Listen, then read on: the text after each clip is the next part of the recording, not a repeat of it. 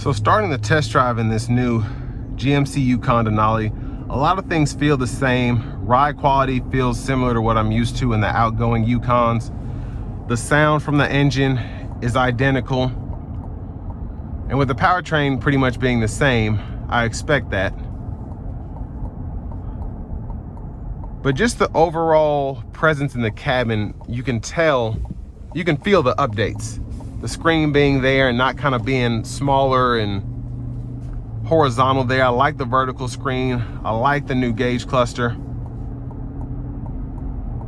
And as much as I hate having to have a subscription for Google Maps, it is nice to be able to have that picture there without necessarily having to have the full-on subscription.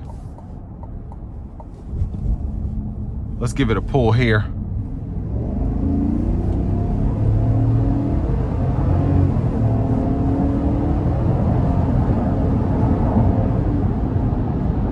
She's still quick, still very quick. So I'm gonna put on the adaptive cruise here.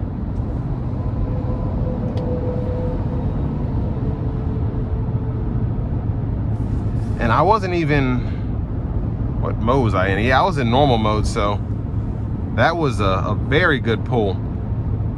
Now, sound acoustics in here are pretty good. I noticed that I took it through the car wash and it was one of the quietest car washes I've ever experienced. But yeah, acoustics in here are very good. Ride quality, of course, is fantastic. And road noise, even with the 22s, is not noticeable unless you're really looking for it.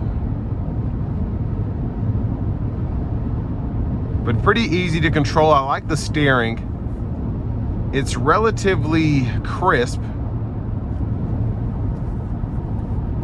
without being too stiff, if that makes sense.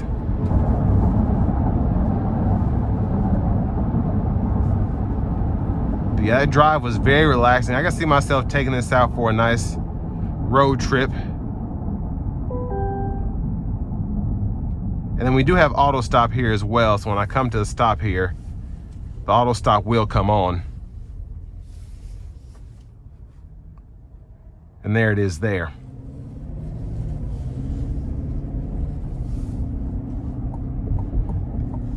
Now, this is a very early release, and I said that in the walk around portion, so not sure the exact price point here, but you could pretty much expect it to be mid 80s to 90. Especially with these first coming out, there won't be a lot of discounts on them. And I only say that because an Ultimate or something along those lines will be 6 figures. So this might be a little higher than 90, but it doesn't have Super Cruise. Again, it's not an Ultimate. Doesn't have the media system in the back, so it's expensive, but it's still not expensive. But I want to give one more huge thank you to Chevrolet Buick GMC of Murfreesboro for allowing me to review this Yukon today. I'll leave a link below in the description. And again, if you're looking to find the best price on one of these closer to your area, just click on that second link down below. It takes a minute or less to fill out that information, and then I'll make sure the local dealers are fighting to get you the best price on one of these Yukons. And really any other new vehicle you're looking for. But final thoughts on this. Very impressed.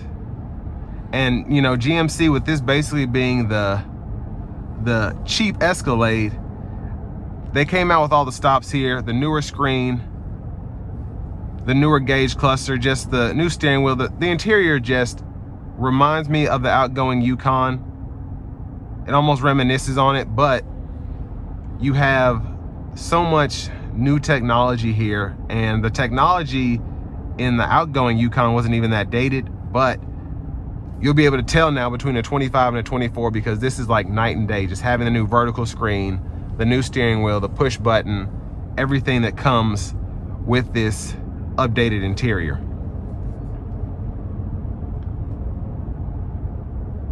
And again, the biggest issue for me is, and it's pretty much with all of these newer steering wheels, is just how close the volume buttons and the track list buttons are to the paddle shifters.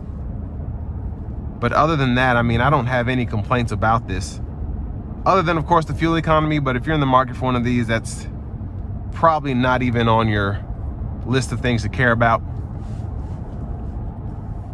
But just a really impressive SUV inside and out. And we still have that great 6.2 liter V8 made it with that 10 speed. So with all that being said, this will bring me to the end of my review of this all new 2025 GMC Yukon Denali.